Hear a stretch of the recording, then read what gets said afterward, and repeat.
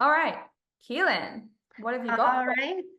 for us? So we have some of the most important tips, things that you should prepare tonight or tomorrow morning to get you prepared for those interviews tomorrow. First and foremost, which Kate already talked about, it's an online interview, virtual interview. So you have to make sure that you're testing your Wi-Fi and your technology, ideally the morning of, just before your interview time slot. Make sure you're in an area with good Wi-Fi. Make sure you have reliable access to ideally a laptop or a computer. Worst case scenario, a cell phone, but I always like to be on a laptop or a computer when I'm doing a virtual interview, just because it looks a little bit more professional than holding up a phone. But you want to make sure that you're somewhere with reliable Wi-Fi. You don't want to go to like a public space you've never been before where you don't know if there's going to be Wi-Fi. You want to make sure you're somewhere where you know there's Wi-Fi and you're using technology that you know is going to work, just to minimize the things that could potentially go wrong. Number two is you want to set up in an area with good lighting. Another tip is make sure you have your camera on. So if you show up to the virtual interview and you have your camera off, almost certainly you're not going to get that position. So it's a virtual interview. They want to be able to see you. They want to see your facial expressions. They want you to make eye contact with them.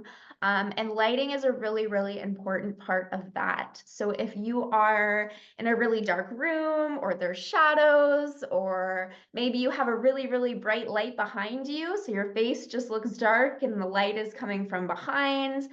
They want to be able to see your beautiful faces. So I actually have a ring light right behind my webcam, which I like to do. But if you don't have a ring light, even just like a lamp or something, try to kind of put it behind your webcam so it's shining and illuminating your beautiful face. And try to limit any distractions or background noises. So again, try to be in a private area. You don't want too much going on behind you that's going to distract the interviewer from what you're saying. And keep in mind your background as well. So maybe if you haven't cleaned your room in a little bit, you might want to think about blurring your backgrounds or putting like a picture as a background or something like that. I'm just against a blank wall this evening, so you can just focus on me and what I'm saying, and you're not distracted by what's happening behind me.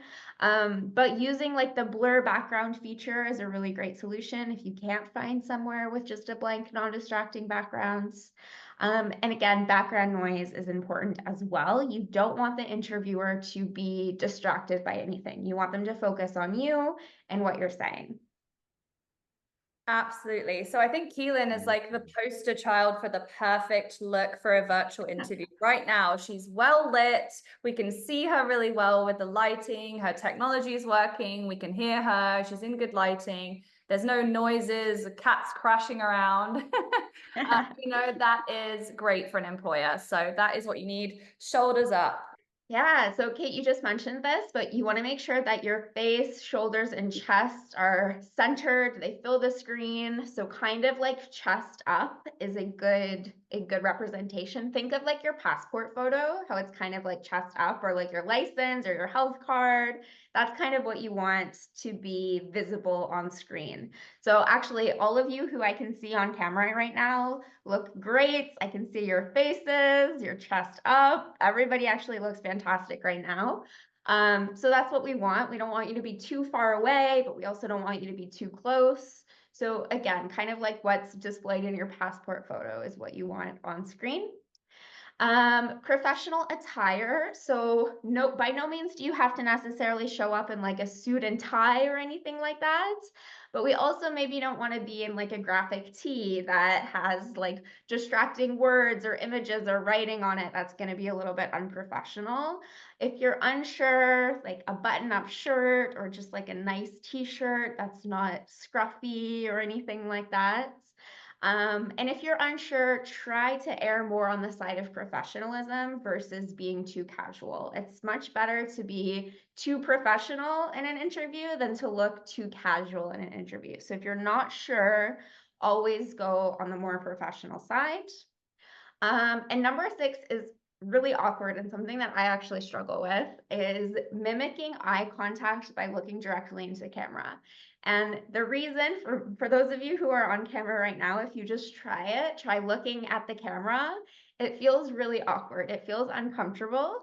But the person who's speaking to you will feel more connected with you because they'll feel like you're making eye contact with them. They'll feel more connected to you. They'll feel like you're making a good impression. So as much as you can, try to look at the camera.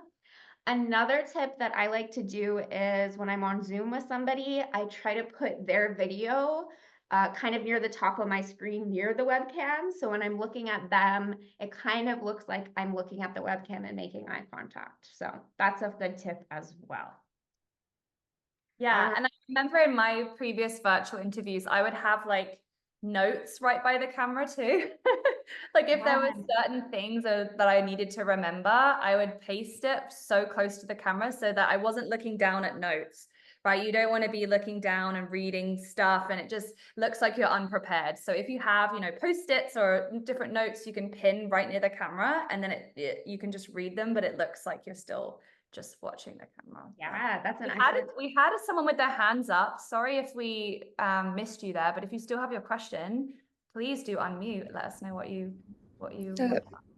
Hi, I Awesome. have a question regarding that part. Like, is it okay if we wear even like just a full sleeve shirt or a sweater? Yeah, absolutely, Ryan. Honestly, what you're wearing right now looks fine. Again, you don't have to be too professional as long as it doesn't look unprofessional. It's fine. So again, like no graphic tees or no like band shirts or anything like that. It's even just like a plain t-shirt or a button-up shirt with a collar. That's perfectly fine. What you're wearing right now is fine. Yeah, thank you so much. Of course. Okay, we'll move on. What else do we have here? Awesome. All right. Number 7 is a good one, especially when the other person is talking. So very often when you're in an interview, the person interviewing you will talk a little bit, usually at the beginning, tell them a little bit about the company and about the role. And when they're talking, you want to use facial expressions, you want to use nods. Kate's been doing an excellent job of this while I've been talking. So she's like, when I'm talking, I can tell Kate is listening to me. Like she's nodding along, she's showing expression. I can tell she's listening to what I'm saying and she looks engaged, which is what you want to be doing in an interview. Like you don't want to be distracted. You don't want to be looking down or looking at your phone or anything like that. You want to be engaged in the conversation because you want to show that you're excited about the role. If you're distracted, it comes across as you don't really care about the interview, you don't want to be there, and no employer wants to hire somebody that's not excited about the opportunity to work for them. Number 8, this is super, super important for tomorrow, especially because your speed interviews are only 10 minutes.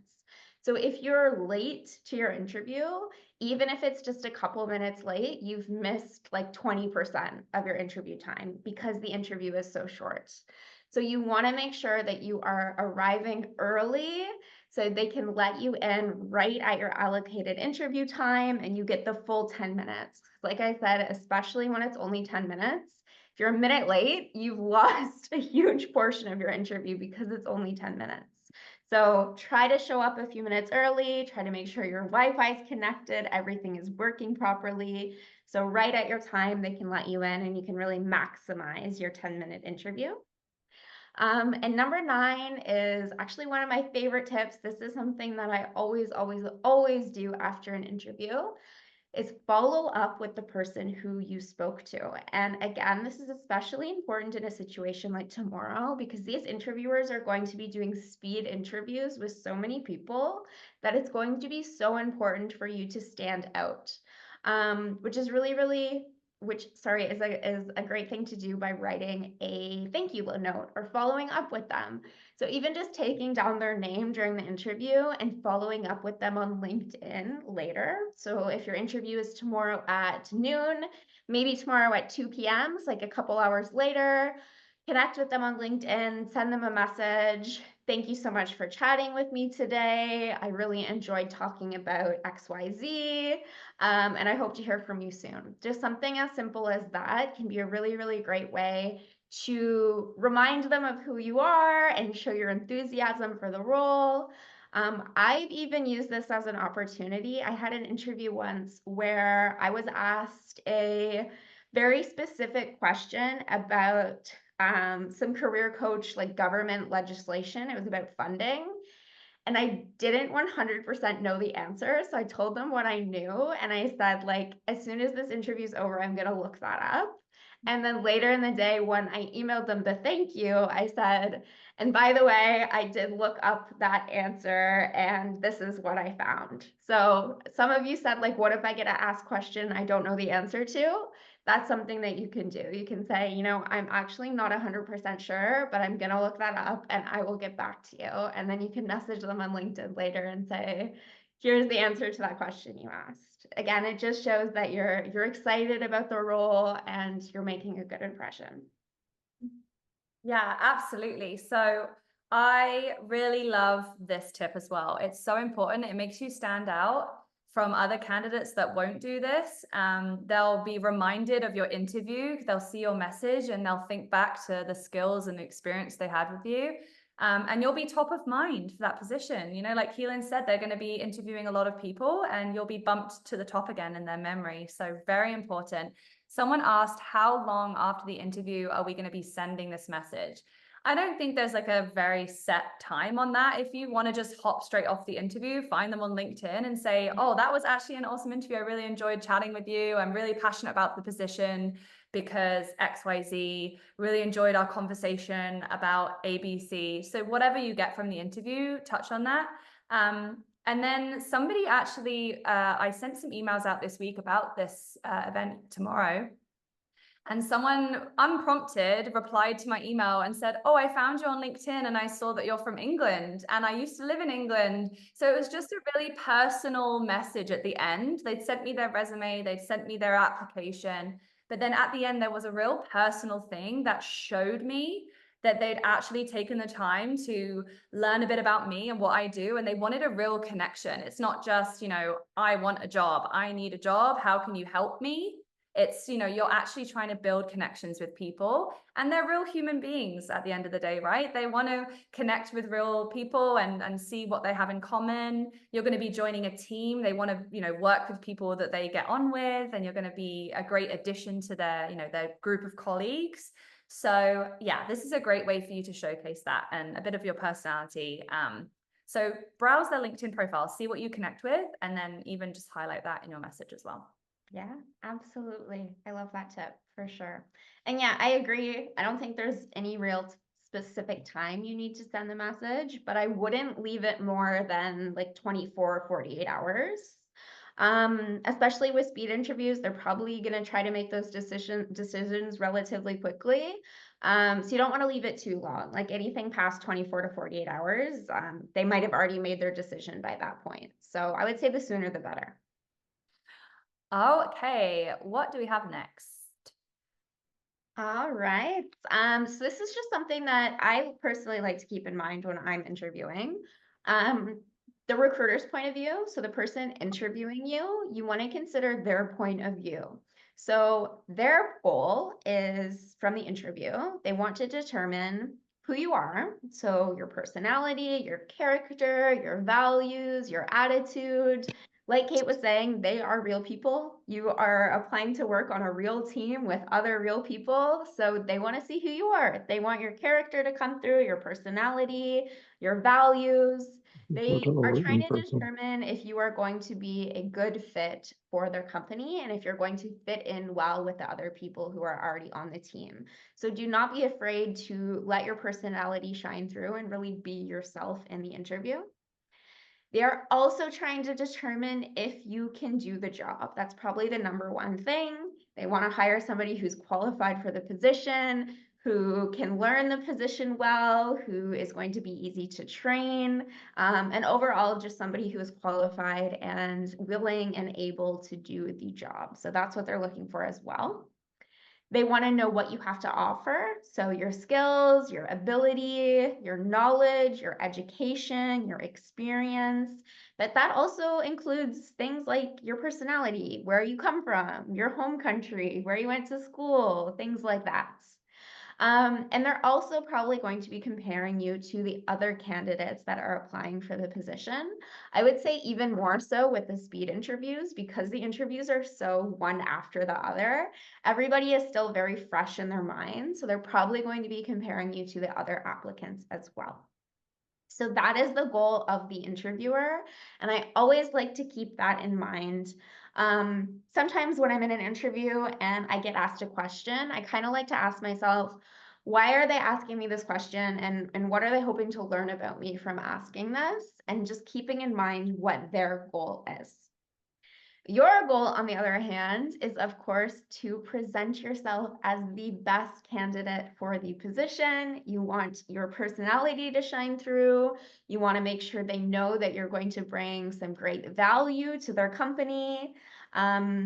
So you're going to want to present yourself in the best light possible, really make yourself shine. Don't be afraid to brag a little bit and talk about how amazing and wonderful you are and all of your incredible skills and knowledge. But you're also determining if the company is going to be a good fit for you and you want to learn a little bit about the job and about the company. Because these interviews are so short, unfortunately, you won't have a lot of time to ask questions to the interviewer.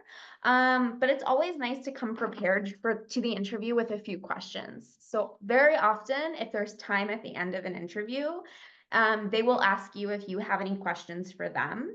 And that's a really excellent way to determine if the company is going to be a good fit for you, because I know that we all need money and we all need a job, but as much as possible, we want to make sure we're working in an environment where we're going to be happy and we're going to enjoy our work there. So sometimes when you're in an interview, you're also kind of interviewing the company as well and seeing if this is going to be somewhere where you want to have a job and build a career for yourself. Yeah, absolutely. And great question from Nishma, is this the only interview? Definitely 99% certain no. In Canada, there's multiple steps to the hiring process. So you'll be doing a 10-minute speed interview tomorrow, and by no means are you going to be offered a job after a 10-minute interview. So definitely, if you're proceeding to the next step, be prepared for another virtual interview that will be booked, or maybe a phone call, or maybe an in-person interview. So there will be further steps involved. It's a multiple hiring process here in Canada. It does take a while. So there may even just be a talent pool that you're added to, which a talent pool is if there's maybe not a job that's suitable for you at this time, you'll be added to their collection of awesome candidates, and then they can contact you with future opportunities. So that's an amazing win as well. Don't be disheartened if you don't hear back for the specific role. Or like I said, if there's no company that's offering part-time or offering the job that you'd like or the location that you'd like, get into these companies' talent pools, because then you're on their list. And if there are future jobs that come up, they'll email you in the future. Yeah, 100%. One of my favorite jobs I've ever had, I was actually in a talent pool for about 4 months. I applied, and then there was a 4-month waiting period. And then when a job became available, they reached out and I got an interview. So always nice to be in a talent pool, especially if it's a company that you are really, really excited about. Yeah, definitely. Okay, so next we just have some more detailed advice on what I think are the most important things that you can do to prepare and to come across, the best. We want you to showcase the skills you have in a really efficient way. And, you guys have such great experience and skills, whether you have studied in Canada and you have all the experience from your program, or, you have experience from your home country that you're bringing to Canada. So this is a great way to impress the employer. Basically, you have 10 minutes to impress them, or even in a future interview, we want you to have the confidence to showcase that. So firstly, it's be prepared. Keelin, what can we do? Yes. So research the company for sure. So Kate was saying, when you click the link and you go to the companies that are interviewing tomorrow, all of them will have a page about themselves. So for example, I know that the LM Law Group or Long Mango G has a page, and they actually have a link to their YouTube where you can watch their YouTube video or go to their websites. So definitely take advantage of that, because again, the employer wants to hire somebody who's excited about working for them specifically. And nothing shows that you're excited about working for a company like knowing about the company. So do some research, maybe look at some of the current projects they're working on or some things they've done in the past. Because a very, very common interview question is like, why do you want to work for this company? Or what do you know about our company? And the correct answer is not, I want to work here because I need a job and I need money. They know that. They want to know specifically that you want to work for their company. So yes, you need a job, but they want to know that you want a job with them specifically. So do a little bit of research into the company, take advantage of the company bios on the Devant page where you can read about the companies, but also take some time, especially if you get an interview booked, take some time this evening or tomorrow morning, go to the company website, go to the company's social media pages. Especially social media is one of my favorite tools because everything the company posts on social media has been specifically curated by that company, and they post what they think is most important about them. So you can even say like, oh, I was looking at your social media and I saw that you recently posted this, or you recently partnered with this company, and I think that's really fantastic. It just shows that you took that extra step, and they're going to remember you for that. This is really important. We have 10 minutes, Keelin. So Yeah. how can we really communicate who we are as a person? You know, the first thing someone's going to ask you, like you mentioned before, is, okay, so tell me about yourself, or, you know, why do you want to work for us? You know, tell me about you. So this is a really important thing. Elevator pitch. If there is one thing you take away from tonight, take away how to create your elevator pitch, because I can almost promise you that you are going to be asked a question similar to what Kate just said, like, tell me about yourself, tell me about your background, tell me a little bit about your experience. This is almost always the first question you are asked in an interview. Like, tell me a little bit about yourself and who you are and what you're bringing to our company. And you answer that with something that we call an elevator pitch. So it's called an elevator pitch because it is based on the idea that you are walking into an elevator and you get into an elevator with somebody really, really important, let's say like the CEO of your dream company that you want to work for, and you have the duration of the elevator ride to pitch yourself to them.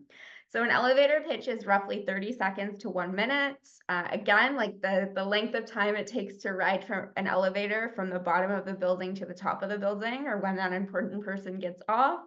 So it's short, it's concise, and it really just demonstrates who you are and what you bring to the table. So take a screenshot of this slide, or take a picture of it with your phone, and practice your elevator pitch. So write your elevator pitch tonight and then practice it, because I can almost guarantee you will have to use it in an interview tomorrow. We've got a great formula on the slide here. So first is who you are and what you do, any background or context required, your passions and your strengths, and then always finish with a call to action or a goal. So for example, my personal elevator pitch could be something like following this template on the right here. I'm a career coach and student advisor, helping individuals navigate their career and educational paths. I've been fortunate enough to develop workshops and facilitate workshops for international students. My passion is helping people recognize their strengths and getting their dream jobs. And currently I am looking for a new opportunity to expand my experience in the field. Something like that, short, sweet, that was like 30 seconds. You know a little bit about me, you know about my background, you know what excites me and drives me, and you know what I am looking for. right? So something like that. Another formula that I like to use for an elevator pitch is like who I am, what I do, what makes me stand out. So something that's going to make you a little bit different than the other people in your fields. For you guys, that could be like your home country, your experience that you bring because you're international students. And then always finish with a call to action or a goal. So even tomorrow, like Kate said, if there's no jobs that 100% line up with what you're looking for, you still have the opportunity to talk to people in networking cafes and in employer Q&As. And you can always use your elevator pitch there. And your ask could be like, currently, I'm looking to have a coffee chat with somebody in the industry, and I'd love to chat with you for 15 minutes. So the ask doesn't necessarily have to be a job. When you're in like those networking cafes tomorrow, your ask could be something like, I'd love to connect with you on LinkedIn and get to know you a little bit better, or something like that. But 100% take a screenshot of this slide, write your elevator pitch this evening, practice saying it out loud. So that way when you're asked tomorrow, it flows really nicely and you sound experienced and you can really sell yourself well. Because I promise you, you will have to use it in an interview. Great. And finally, I love this slide because I love a good story. Me And I too. know I used to do this. This was one of my biggest mistakes in an interview. I would just kind of list all of the things I have done, the tasks that I completed. In my role at so-and-so company, I did this, this, this, this. And you're reading out a job description. And why do you think that that wouldn't be the best thing to do? It's not really showing your personality. It's not showing your real life achievements and what impact you made to that company. So this is why I love this slide. You're really going to take some time to think about some actual stories and examples.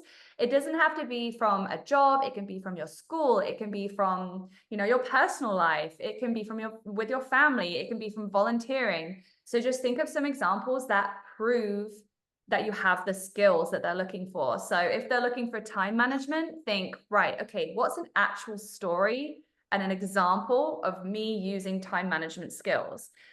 Saying you have time management skills, that doesn't show anything. So the story is really important to show that you have it. I hope that makes sense. What can you add, Keelin? No, absolutely. I totally agree. Whenever you can give a real life example or tell a story in an interview, do it.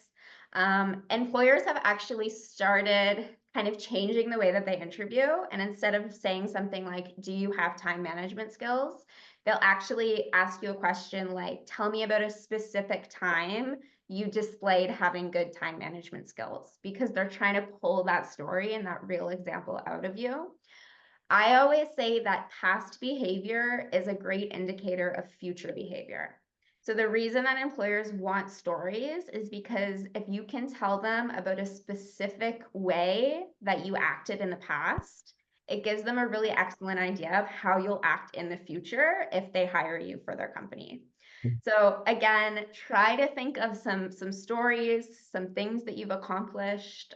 If you're a recent graduate, I always like to use like a recent school project that you accomplished. So maybe like a big final project you did for a course, or a team project that you did for a course at school.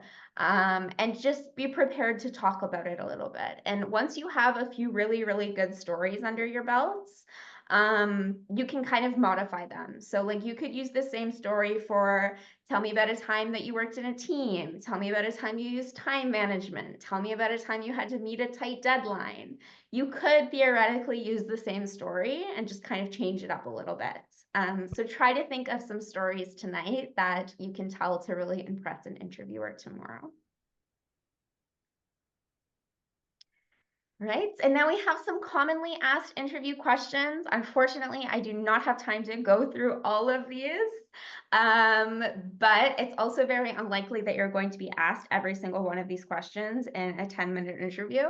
But it's good to, again, maybe take a screenshot of this and prepare some general answers in case you are asked some of these questions. Tell me about yourself. I can almost guarantee that you're going to be asked.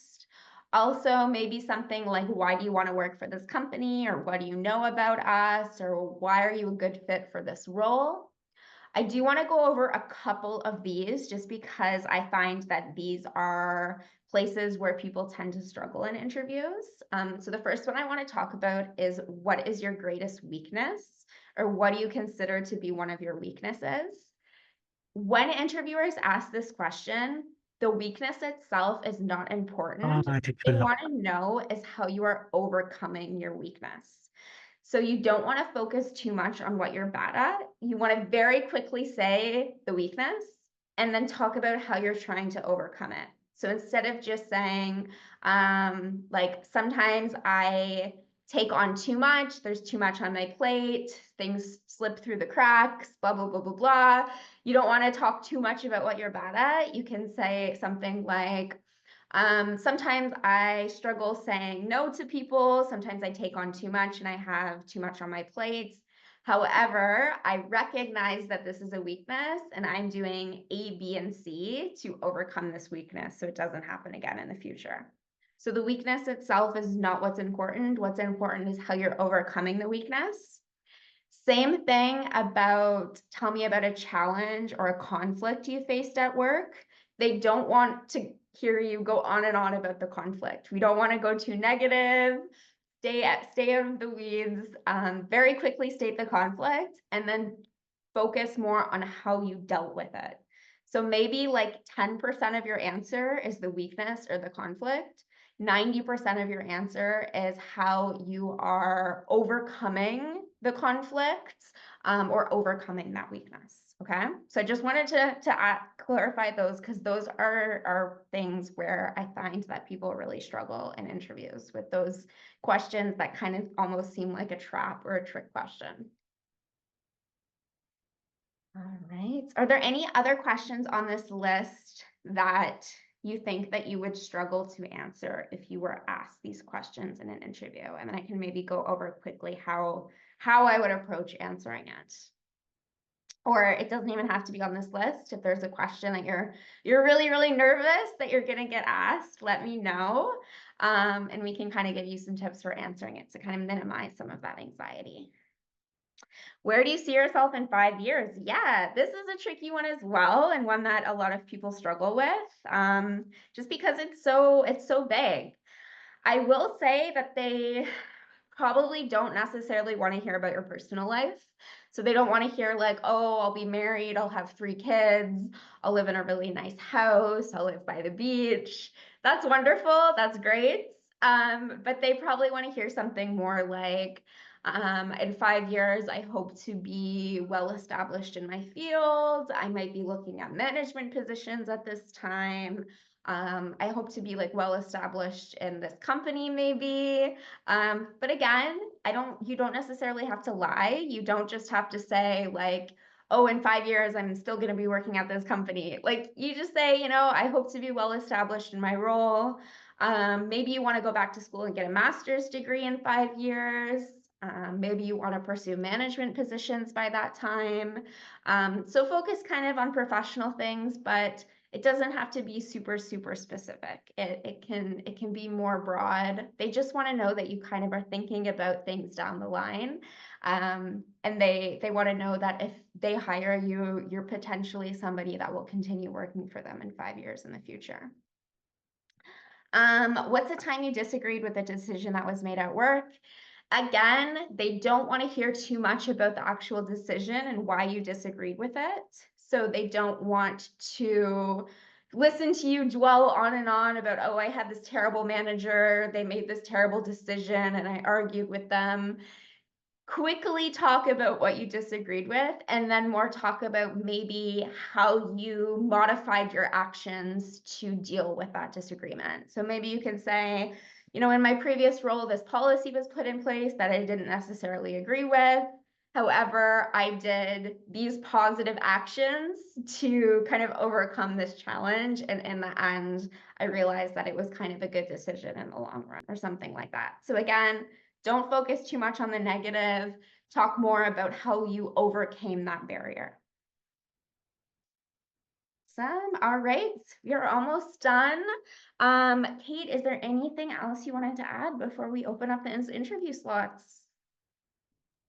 No, I think that was awesome. That was so valuable. I hope that you found value in tonight's session. If you have been looking to improve your virtual interviewing skills, I hope that you do enjoy the event. As I mentioned, there is value outside of just the available jobs. You have access to free career coaching. Keelin and her other, amazing coaches are going to be available to you at those live career coaching sessions. So again, if you don't see a job that you're interested in, attend that session, ask them about your job search strategy. Oh, I'm an engineer. How do I find an engineering role in Canada? It's not just about the jobs at Get Hired at Home. This is a career development expo. We want to introduce you to our coaches, and there's going to be industry professionals in these sessions as well. But please just explore the event and see what other value is available as well. And also, if you don't get to snag an interview slot or none of the interview slots are really appealing for you, we also have those big employer events where they're just like the networking Q&As, where you basically have the opportunity to talk to somebody at a big company. Again, give them your elevator pitch, make a good impression, message them on LinkedIn after, say you really, really enjoyed chatting with them. And you never know, they might have an opportunity in the future for you as well. I hope so. I will see you guys tomorrow, and I'm looking forward to answering your questions. If I didn't get a chance to answer them this evening, good luck, everybody. And yeah, please feel free to connect with Kate and I on LinkedIn. Bye, everyone. Thank you. Bye. Bye.